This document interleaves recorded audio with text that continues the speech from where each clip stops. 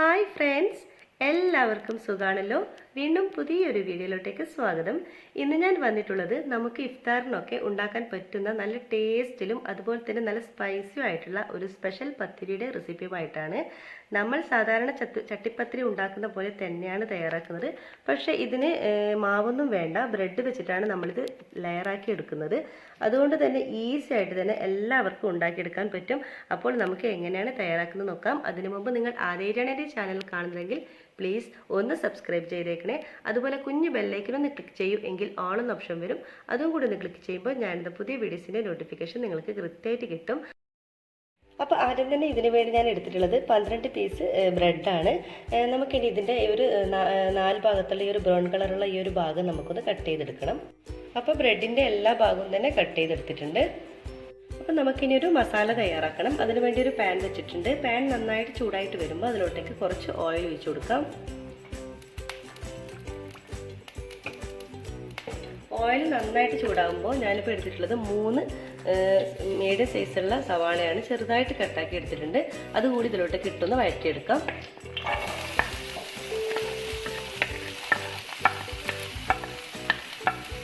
നന്നായിട്ട് തന്നെ ഒന്ന് മിക്സാക്കി എടുക്കണം. സവാള പെട്ടെന്ന് വഴന്ന് കിട്ടാൻ വേണ്ടി ഒരല്പം ഉപ്പ് ചേർത്ത് കൊടുക്കാം.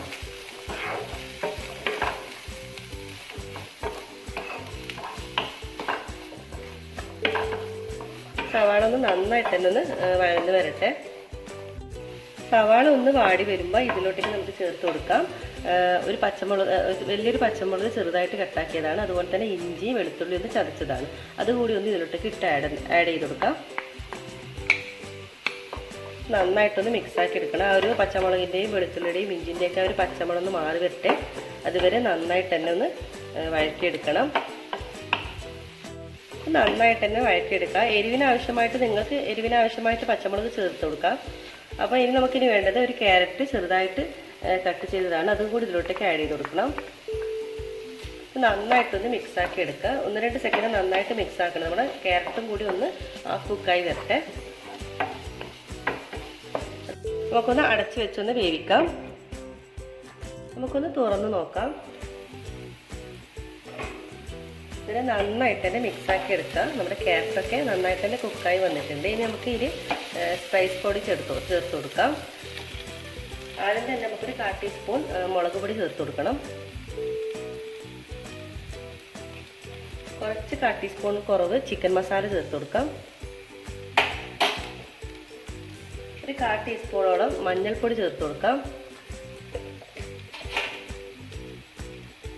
ഒരു 1/4 ടീസ്പൂൺ ഗരം മസാല ചേർത്ത് കൊടുക്കാം.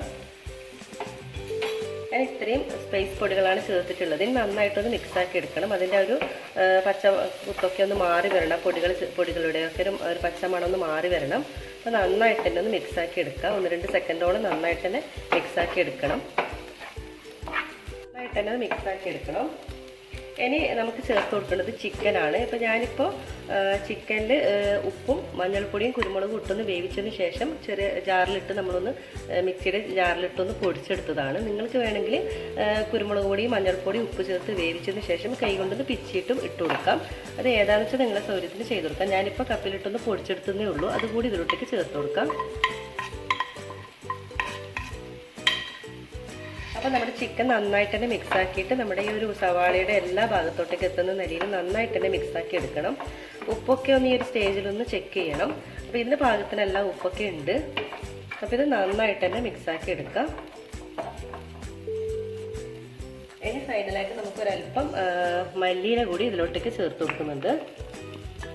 എന്നിട്ടിത് നന്നായിട്ട് തന്നെ ഒന്ന് മിക്സാക്കി എടുക്കണം.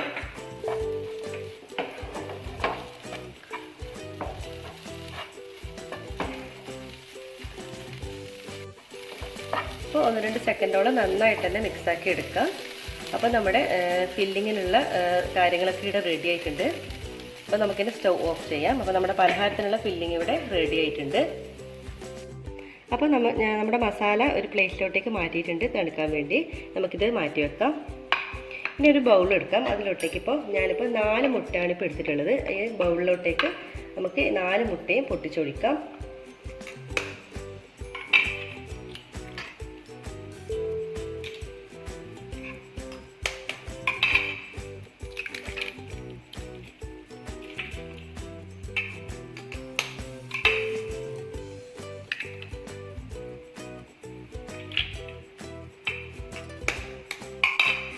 4 മുട്ടയും നമ്മളിപ്പോൾ പൊട്ടിച്ചൊഴിച്ചിട്ടുണ്ട്.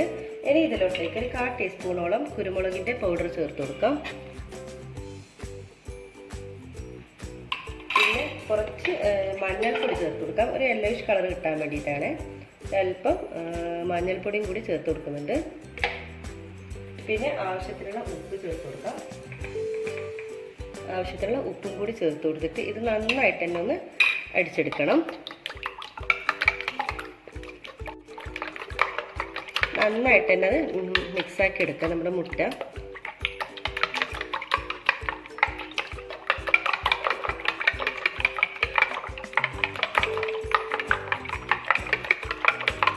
അപ്പോൾ ഇവിടെ നമ്മുടെ മുട്ടയുടെ മിക്സ് ഇവിടെ റെഡി ആയിട്ടുണ്ട്. ഇനി നമുക്കിതിലൊക്കെ ഒരു 1/4 കപ്പ് പാലും കൂടി ഒഴിച്ചു കൊടുക്കാം. എന്നിട്ട് നന്നായിട്ടൊന്നും കൂടി മിക്സാക്കി എടുക്കണം.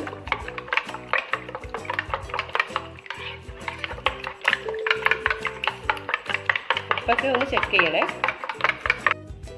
ഇനി നമുക്കൊരു പാൻ വെക്കാം. പാൻ ഞാനിപ്പോൾ അതായത് സ്റ്റൗ ഓണാക്കിയിട്ടൊന്നുമില്ല. അപ്പോൾ ഈ ഒരു പാനിലോട്ടേക്ക് നമുക്ക് അല്പം ഓയിലൊന്ന് സ്പ്രെഡ് ചെയ്ത് കൊടുക്കണം. ഇതിൻ്റെ എല്ലാ ഭാഗത്തോട്ടേക്കും ഓയിലാക്കി കൊടുക്കുക.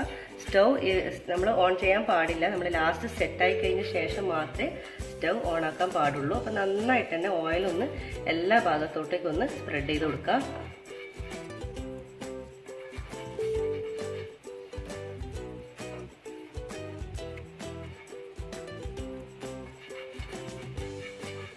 അപ്പോൾ നന്നായിട്ട് തന്നെ ഓയിൽ എല്ലാ ഭാഗത്തോട്ടൊന്ന് സ്പ്രെഡ് ചെയ്തെടുത്തിട്ടുണ്ട്.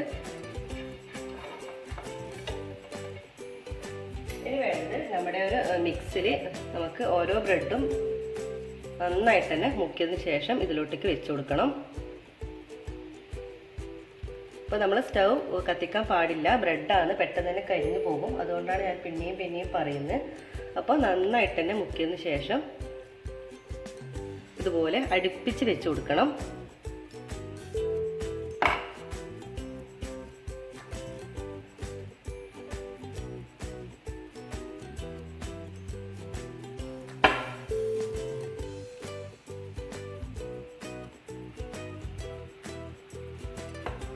ഇതുപോലെ ഒന്ന് വെച്ച് കൊടുക്കാം.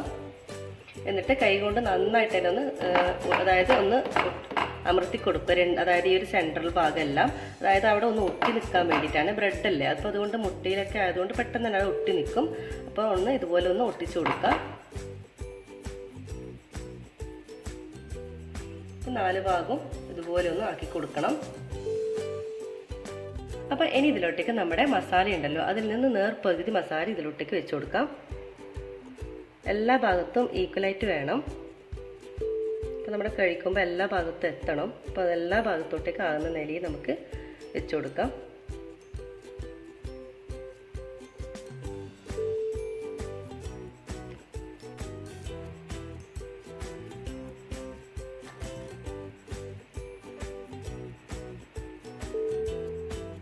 എല്ലാ ഭാഗവും എത്തണം.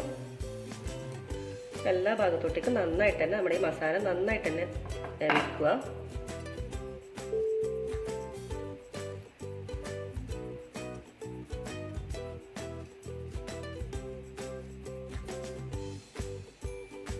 നന്നായിട്ട് തന്നെ എല്ലാ ഭാഗത്തോട്ടേക്കും നമ്മുടെ മസാല വെച്ചിട്ടുണ്ട്.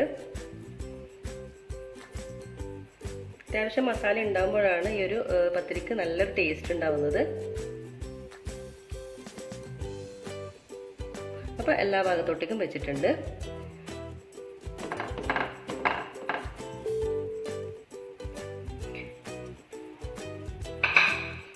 നമുക്ക് ആദ്യം ഇതിൻ്റെ മുകളിൽ ഒരു ലെയറും കൂടി ബ്രെഡ് വെച്ച് കൊടുക്കാം.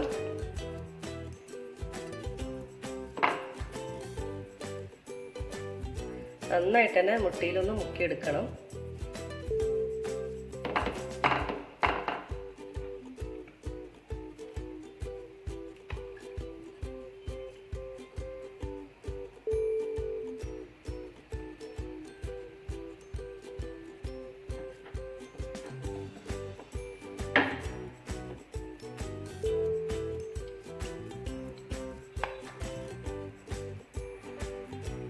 എന്നിട്ട് നമ്മൾ നേരത്തെ ചെയ്ത പോലെ തന്നെ ഒന്ന് നന്നായിട്ട് തന്നെ പ്രസ് ചെയ്ത് കൊടുക്കാം. എല്ലാ ഭാഗവും ഒന്ന് കൈകൊണ്ട് ഒന്ന് പ്രസ് ചെയ്ത് കൊടുക്കണം.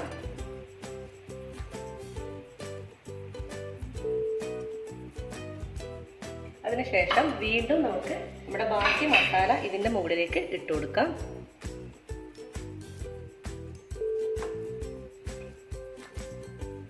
നല്ലൊരു ടേസ്റ്റാണ് ഈ ഒരു പത്തിരിക്ക്. നമ്മൾ സാധാരണ പത്തിരി തയ്യാറുമ്പോൾ മാവൊക്കെ വേണം. ഇത് നമ്മൾ ബ്രെഡ് വെച്ച് ചെയ്യുന്നതുകൊണ്ട് തന്നെ വളരെ ഈസി ആയിട്ട് ചെയ്യാൻ പറ്റും. എല്ലാവർക്കും ചെയ്യാൻ പറ്റുന്നതാണിത്. അപ്പോൾ നിങ്ങളെല്ലാവരും തന്നെ ട്രൈ ചെയ്ത് നോക്കണേ. അതുപോലെ തന്നെ ഫീഡ്ബാക്ക് അറിയിക്കാനും മറക്കരുത്. അതുപോലെ സജനാസ് കിച്ചൺ ഇതുവരെ ഫേസ്ബുക്കിലും ഇൻസ്റ്റാഗ്രാമിലും ഫോളോ ചെയ്യാത്തവരുണ്ടെങ്കിൽ ഒന്ന് പ്ലീസ് ദയവായി ഫോളോ ചെയ്യാൻ മറക്കല്ലേ. അപ്പോൾ നന്നായിട്ട് തന്നെ എല്ലാ ഭാഗത്തോട്ടേക്ക് നമുക്ക് മസാല ഫില്ല് ചെയ്ത് കൊടുക്കാം.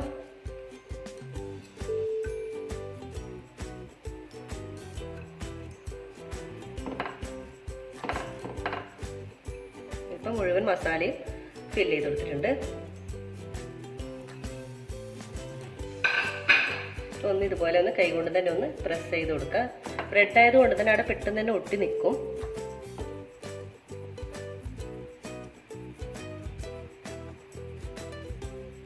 അതിനുശേഷം നമ്മുടെ ബാക്കി ബ്രെഡും നേരത്തെ നമ്മൾ ഫസ്റ്റിൽ വെച്ചതുപോലെ തന്നെ ഈ മുട്ട മിശ്രിതത്തിൽ മുക്കിയതിന് ശേഷം ഇതിലോട്ടേക്ക് വെച്ച് കൊടുക്കാം.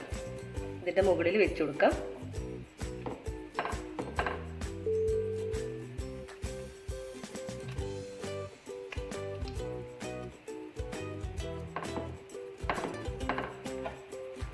വെക്കുമ്പോൾ ഒന്ന് പ്രസ് ചെയ്ത് കൊടുക്കണേ. നന്നായിട്ട് തന്നെ ഒന്ന് മിക്സ് ആക്കി നന്നായിട്ട് തന്നെ പ്രസ് ചെയ്ത് കൊടുക്കാം. അപ്പം നമ്മുടെ ഒരു 4 മുട്ട ഇത് ഒരു ഫില്ലിങ്ങിന് കറക്റ്റ് അളവാണ് കേട്ടോ. ഞാനിപ്പോൾ 3 ലെയറായിട്ടാണ് ഈ ഒരു ബ്രെഡ് വെച്ചിട്ടുള്ളത്. നിങ്ങൾക്കിപ്പോൾ 4 ലെയർ വേണമെങ്കിൽ വെക്കാം. അപ്പോൾ നിങ്ങൾ മുട്ടേൻ്റെ അളവും ബ്രെഡിൻ്റെ അളവും കൂട്ടിയെടുത്താൽ മതി. ബാക്കി മുട്ട ഇതിൻ്റെ മുകളിലൊന്ന് ഒഴിച്ചു കൊടുക്കാം. അപ്പോൾ ഇതിവിടെ റെഡി ആയിട്ടുണ്ട്. ഇനി നമുക്ക് സ്റ്റൗ ഓണാക്കി കൊടുക്കാം. എന്നിട്ട് ലോ ഫ്ലെയിമിൽ വെച്ചിട്ട് നമുക്ക് ഒരു 15-20 മിനിറ്റോളം നമുക്കൊന്ന് ഇത് വേവിച്ചെടുക്കണം. പിന്നെ തീ എപ്പം കൂട്ടിപ്പോകരുത്, ലോ ഫ്ലെയിമിലായിരിക്കണം. കാരണം ബ്രെഡാണ്, പെട്ടെന്ന് തന്നെ കരിഞ്ഞു പോകും. അപ്പോൾ നമുക്കൊന്ന് അടച്ച് വെച്ചിട്ട് ലോ ഫ്ലെയിമിലിട്ടൊരു 15 മിനിറ്റോളം നമുക്കിതൊന്ന് കുക്ക് ചെയ്തെടുക്കാം. ഇടയ്ക്കൊന്ന് ചെക്ക് ചെയ്യാൻ മറക്കല്ലേ. അപ്പോൾ നമ്മുടെ സ്റ്റൗ കത്തിക്കുന്നതിന് മുമ്പ് നമുക്ക് ഇഷ്ടമുള്ള രീതിയിലൊന്ന് ഡെക്കറേറ്റ് ചെയ്തെടുക്കാം. ഞാനിപ്പോൾ ഈ ഒരു രീതിയിൽ ഡെക്കറേറ്റ് എടുത്തിട്ടുണ്ട്.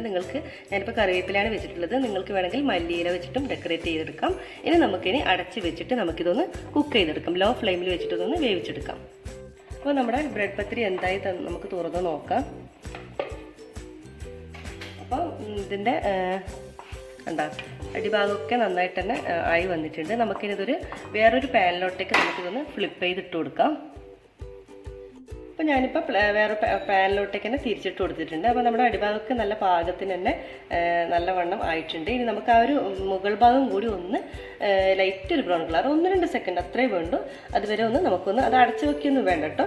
ലോ ഫ്ലെയിമിലിട്ട് ആ ഒരു ഭാഗം കൂടി നമുക്കൊന്ന് മൊരിയിച്ചെടുക്കാം. അപ്പോൾ നമുക്ക് തുറന്ന് നോക്കാം. കേട്ടോ, ഇതിവിടെ എല്ലാം മുകൾ ഭാഗവും താഴ്ഭാഗവും ഒക്കെ നന്നായിട്ട് തന്നെ വെന്ത് വന്നിട്ടുണ്ട്. ഇനി നമുക്കിനി ഒരു സെർവ് ചെയ്യുന്ന പ്ലേറ്റിലോട്ടേക്ക് ഇതൊന്ന് ഫ്ലിപ്പ് ചെയ്ത് ഇട്ട് കൊടുക്കാം, അതായത് തിരിച്ചിട്ട് കൊടുക്കണം. അപ്പോൾ ഞാനിപ്പോൾ സെർവിങ് പ്ലേറ്റിലോട്ടേക്ക് മാറ്റിയിട്ടുണ്ട്. കണ്ടല്ലോ നിങ്ങൾ, വളരെ ടേസ്റ്റാണ് കേട്ടോ. ഇതിൻ്റെ എല്ലാ ഭാഗവും നല്ല മൊരിഞ്ഞ് നല്ല അടിപൊളിയായി വന്നിട്ടുണ്ട്. നല്ലൊരു ഡിഫറെൻറ്റ് ബ്രെഡ് പത്തിരിയാണ് കേട്ടോ ഇത്. നിങ്ങൾക്ക് എല്ലാവർക്കും ഇഷ്ടമാവും. ട്രൈ ചെയ്ത് നോക്കണം. ഇതിനു മുമ്പ് ഞാനൊരു മലബാർ സ്റ്റൈൽ ചട്ടിപ്പത്തിരി ചെയ്തിട്ടുണ്ടായിരുന്നു. അപ്പോൾ ചട്ടിപ്പത്തിരി കാണാത്തവരുണ്ടെങ്കിൽ അതിൻ്റെ ലിങ്ക് ഞാൻ താഴെ ഡിസ്ക്രിപ്ഷൻ ബോക്സിൽ കൊടുക്കാം. കാണാത്തവരുണ്ടെങ്കിൽ ഒന്ന് കണ്ടു നോക്കണേ. നല്ലൊരു ടേസ്റ്റാണ് കേട്ടോ. അതിൽ നിന്നൊരു ഡിഫറെൻ്റ് ആയിട്ട് ടേസ്റ്റാണിത്. നമ്മൾ അതിനപ്പോൾ മാവൊക്കെ വേണം. ഇതിന് മാവൊന്നും വേണ്ട, ബ്രെഡ് മാത്രം മതി ഈ ഒരു പത്തിരി തയ്യാറാക്കാൻ വേണ്ടി. അപ്പോൾ നിങ്ങൾക്ക് എല്ലാവരും തന്നെ ഈ ഒരു ഇഫ്താർ സമയത്ത് ട്രൈ ചെയ്ത് നോക്കി ഫീഡ്ബാക്ക് അറിയിക്കാൻ മറക്കരുത്. നിങ്ങൾക്ക് എല്ലാവർക്കും ഇഷ്ടമാവും. അപ്പോൾ നമുക്കിത് വീണ്ടും നല്ല പുതിയ റെസിപ്പീസുമായിട്ട് വീണ്ടും കാണാം. അതുവരേക്കും എല്ലാവർക്കും ഒരിക്കൽ കൂടി താങ്ക് യു. അപ്പോൾ വീഡിയോ കണ്ട് ഇഷ്ടപ്പെട്ടാൽ സബ്സ്ക്രൈബ് ചെയ്യാൻ മറക്കരുത്. കൂടി ആ ബെല്ലൈക്കൺ ഒന്ന് ക്ലിക്ക് ചെയ്യൂ, എങ്കിൽ ഓൾ എന്ന ഓപ്ഷൻ വരും. അതും കൂടി ഒന്ന് ക്ലിക്ക് ചെയ്യുമ്പോൾ ഞാൻ ഇടുന്ന പുതിയ വീഡിയോസിൻ്റെ നോട്ടിഫിക്കേഷൻ നിങ്ങൾക്ക് കൃത്യമായിട്ട് കിട്ടും.